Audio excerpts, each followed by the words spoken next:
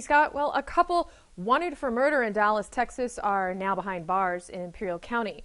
Our very own reporter Karina Bazarte tells us how local law enforcement agencies were able to catch the two suspects. Border Patrol say they were suspicious when they smelled marijuana coming from the vehicle. Little did they know, they were both wanted for murder. Christopher Trevor Torres and Victoria Zuniga Vargas, both 20 years old, finally caught and behind bars. Border Patrol agents from the Calexico station say they stopped their vehicle at a checkpoint Saturday night and found 11 grams of marijuana and 3 handguns, including one that was stolen in their vehicle.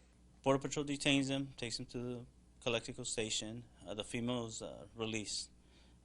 She wasn't admitting to any possession of weapons or any materials found in the car. But Vargas was later arrested by California Highway Patrol in Winter Haven for driving under the influence. That's when they discovered both suspects were wanted by the state of Texas, accused of murdering a 24-year-old man earlier this month. Dallas Police Department arrived yesterday morning to start processing and do interviews on both of the subjects.